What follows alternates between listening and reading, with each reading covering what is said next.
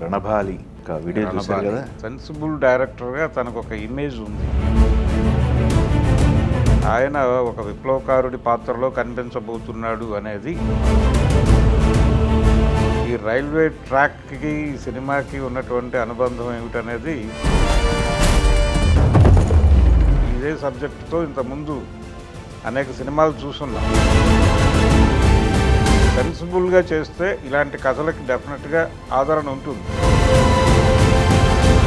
నిన్న రిలీజ్ అయినటువంటి గ్లిమ్స్ దానిలో ఏఐ వాడలేదు అని చెప్పాడు ఆయన. సో ఇదంతా చూస్తే కొంత సీరియస్ సినిమానే, దాన్ని తాను ఎలివేట్ చేసుకోవడానికి దొరికినటువంటి ఒక అవకాశం ఈ సినిమా.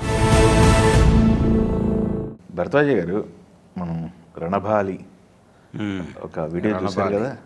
రాహుల్ సాంకృత్యాయన్ ఇంతకుముందు నానితో శ్యామ్ సింగ్ రాయ్ చేశాడు. అవును చేశాడు. కలకత్తా నేపథ్యము, అది ప్రేక్షకాదరణ పొందిన సినిమా నానితో. అలాగే అంతకుముందు టాక్సీ వాలా అనేటువంటి ఒక సినిమా విజయ్ దేవరకొండతో చేశాడు. అవును. అలా కొంత సెన్సిబుల్ డైరెక్టర్గా తనకు ఒక ఇమేజ్ ఉంది. అలాగే చేసే సినిమాలో కొంత చారిత్రక నేపథ్యాలు అవి తీసుకుని, అంటే ఒక పీరియాడికల్ డ్రామా చేయటంలో ఇతనికి ఒక నైపుణ్యం ఉంది అనేది ఎస్టాబ్లిష్ అవుతోంది. కానీ అతనికి ప్రత్యేకమైన ఇంట్రెస్ట్ కూడా ఉన్నట్టుగా కనిపిస్తోంది అక్కడ. అంటే నిన్న రిపబ్లిక్ డే సందర్భంగా వీళ్ళు ఒక గ్లిమ్సెస్ రిలీజ్ చేశారు. అవును. మీరు చెప్పినటువంటి రణబాలి సినిమాకి సంబంధించి విజయ్ దేవరకొండ హీరో ఈ సినిమాలో. ఆయన ఒక విప్లవకారుడి పాత్రలో కనిపించబోతున్నాడు అనేది మనకి ఆ గ్లిమ్సెస్ చివరిలో చెప్పాడు ఆయన. అంటే ఒక బ్రిటిష్ ఆఫీసర్ని తాళ్లతో కట్టేసి గుర్రం మీద రైల్వే ట్రాక్ మీద నడిపించుకుని వెళుతున్నటువంటి సందర్భం. ఈ రైల్వే ట్రాక్కి ఈ సినిమాకి ఉన్నటువంటి అనుబంధం ఏమిటనేది ఆ గ్లిమ్సెస్లో చూపించాడు. అంటే భారతదేశ సంపద మొత్తం తరలించుకుని వెళ్ళిపోతున్నారు గూడ్స్ రైళ్లలో. ఇక్కడ పండినటువంటి పంటను తీసుకెళ్ళిపోతూ ఇక్కడ ప్రజలను కరువు బారిన పడేసి, ఇక్కడ ప్రజలు తినటానికి తిండి లేని పరిస్థితి కల్పించి, ఇక్కడ పండినటువంటి పంటను మొత్తం వాళ్ళు రైళ్లల్లో తరలించేసి తీర ప్రాంతాలకి అక్కడి నుంచి ఓడల్లో ఎత్తి తీసుకెళ్ళిపోతున్నారు అనేది ఎస్టాబ్లిష్ చేస్తూ ఆ రైల్వే ట్రాక్ మీద ఒక బ్రిటిష్ ఆఫీసర్ని లాక్కుని వెళుతున్నటువంటి సందర్భాన్ని ఆయన కంక్లూడింగ్లో పెట్టాడు. అవునవును. పెట్టి, అంటే ఇది ఆనాడు జరిగినటువంటి, అంటే స్వతంత్ర పోరాట కాలం నాటి కథ ఇది. బ్రిటిష్ ఎరాలో జరిగినటువంటి ఒక తిరుగుబాటుకు సంబంధించిన వ్యవహారాన్ని చెప్తున్నాడు. అది ఈ కథ మనం గతంలో చాలా ఇదే సబ్జెక్టుతో ఇంతకుముందు అనేక సినిమాలు చూస్తున్నాం. అవును. అంటే చరిత్రని ఫిక్షన్ని మిక్స్ చేసి సినిమా చేయటం అనేది ఒక టెక్నిక్ ఉంది. అలాగే హిస్టారికల్ సినిమాలు ఆ క్యారెక్టర్ని తీసుకుని చేసినటువంటి సినిమాలు కూడా ఉన్నాయి. అల్లూరి సీతారామరాజు ఆ తరహా జానర్కి చెందిన సినిమా. అయితే దానిలో కూడా కొంత ఫిక్షన్ ఉంది. అలాగే ఈ బ్రిటిష్ ఎరాలో జరిగినటువంటి ఒక తిరుగుబాటు అని కాల్పనిక కథతో చేసినటువంటి సర్దార్ పాపారాయుడు అనే సినిమా కూడా జనం చూశారు. చూశారు, ఎమోషనలైజ్ అయ్యారు. ఆ సినిమాకు కూడా విపరీతమైన ఎప్రిసియేషన్ దక్కింది ఆ రోజుల్లో. కాబట్టి సెన్సిబుల్గా చేస్తే ఇలాంటి కథలకి డెఫినెట్గా ఆదరణ ఉంటుంది. కాకపోతే ఆ సెన్సిబిలిటీస్ మిస్ అయితే మాత్రం ఒక వైఫల్యం కూడా దొరుకుతుంది అనేది రాఘవేంద్రరావు గారి నాయకత్వంలో వచ్చినటువంటి సుభాష్ చంద్రబోస్ అనే సినిమా, వెంకటేష్ గారితో వైజయంతి బ్యానర్లో వచ్చిన సినిమా. అది కొంత ఇబ్బంది పెట్టింది సక్సెస్ పరంగా. అందుకని కేర్ తీసుకుని ప్రాపర్గా ఆ సెన్సిబిలిటీస్ ఎక్కడ మిస్ అవ్వకుండా క్యారీ ఫార్వర్డ్ చేసుకుంటూ ఆడియన్స్ని టచ్ చేసే పద్ధతిలో సినిమా పెడితే ఒక అద్భుతమైన విజయం సాధించడానికి అవకాశం ఉంది. అయితే శ్యామ్ సింగ్ రాయ్ అనేటువంటి ఒక సినిమా ఉంది తను వెనకాల, ఈ డైరెక్టర్ గారి వెనకాల. కాబట్టి అది ఒక ఇది క్రియేట్ చేస్తుంది, ఒక ఎక్స్పెక్టేషన్ క్రియేట్ చేస్తుంది ఈ సినిమా మీద. నిన్న రిలీజ్ అయినటువంటి గ్లిమ్స్ దానిలో ఏఐ వాడలేదు అని చెప్పాడు ఆయన.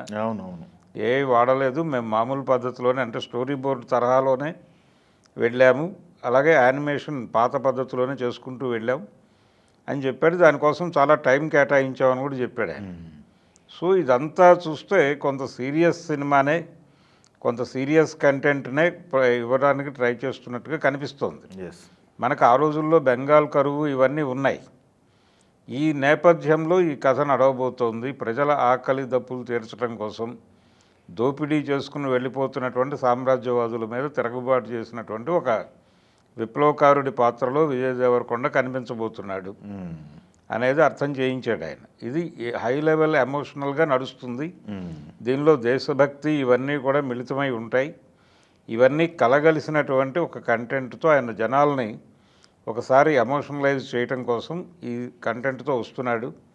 ఇది డెఫినెట్గా వర్కౌట్ అవుతుంది అని అనిపిస్తోంది. రెండోది, ఇందులో జయమ్మ క్యారెక్టర్లో రష్మిక నటిస్తోంది అనేది కూడా చెప్పాడు ఆయన. సో వీళ్ళిద్దరు కాంబినేషన్లో వస్తున్నటువంటి సినిమా, దాంతో ఒక ఎక్స్పెక్టేషను, అదొక అంటే దేవరకొండ అభిమానులు ఆయన సినిమాలు చేసుకుంటూ వెళ్తున్నాడు, హిట్టు ఫ్లాపులతో సంబంధం లేకుండా. కానీ తనకు ఒక పెద్ద హిట్ కావాలి, అది కూడా ఒక బిగ్ ఏరియాలో కావాలి.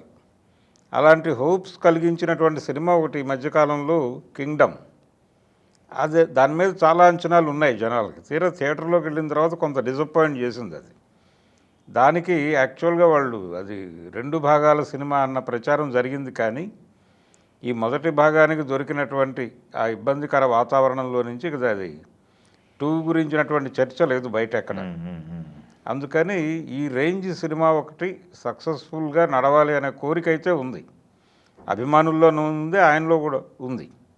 తన్ని తాను ఎలివేట్ చేసుకోవడానికి దొరికినటువంటి ఒక అవకాశం ఈ సినిమా. అవునులేండి, ఇదొకటి, దానికి ముందు వస్తున్నటువంటి ఒక సినిమా ఒకటి. అవును, అది రౌడీ జనార్దన్ ఓకే. కానీ ఇది ఒక బిగ్ స్కేల్ సినిమాలో తనని తాను ప్రొజెక్ట్ చేసుకోవటం కెరియర్ పరంగా తనకు అవసరం. అందుకని ఆ ఏరియాలో తనని ప్రాపర్గా లాంచ్ చేసే సినిమా కోసం వెయిట్ చేస్తున్నాడు ఆయన. ఈ సినిమా ద్వారా ఆ కోరిక తీర్చుతాడు రాహుల్ సాంకృత్య అని అనిపిస్తోంది ఈ గ్లిమ్సెస్ చూస్తే. ఆ మేరకు అప్రిసియేషన్ అయితే దక్కింది, దానికి వ్యూస్ దక్కినాయి.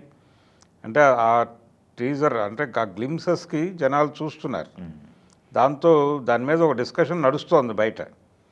దీన్ని ఇలాగే మెయింటైన్ చేసుకుంటూ వెళితే ఇప్పుడు రౌడీ జనార్దన్తో ఆయన కొట్టబోయేటువంటి హిట్టు ఒకవేళ ఆ సినిమా సక్సెస్ అయిపోతే దాని ప్రభావం ఉంటుంది, ఎక్స్పెక్టేషన్స్ పెరుగుతాయి కూడా. ఈ పెరిగిన అంచనాలకి రీచ్ అయ్యే కంటెంట్ అయితే దానిలో ఉంది. ఓకే, కాబట్టి ఆ అంచనాలని గనక దాటితే డెఫినెట్గా మంచి సక్సెస్ ఒకటి ఇవ్వగలుగుతాడు అతను. తనకి కావలసినటువంటి విజయాల ఆకలిని తీర్చుకోవడానికి ఇప్పుడు రాహుల్ సాంకృత్య ఆయన మీద డిపెండ్ అయ్యాడు విజయ్ దేవరకొండ. చూడాలి, డెఫినెట్గా సక్సెస్ అయ్యే కంటెంట్లా కనిపిస్తోంది.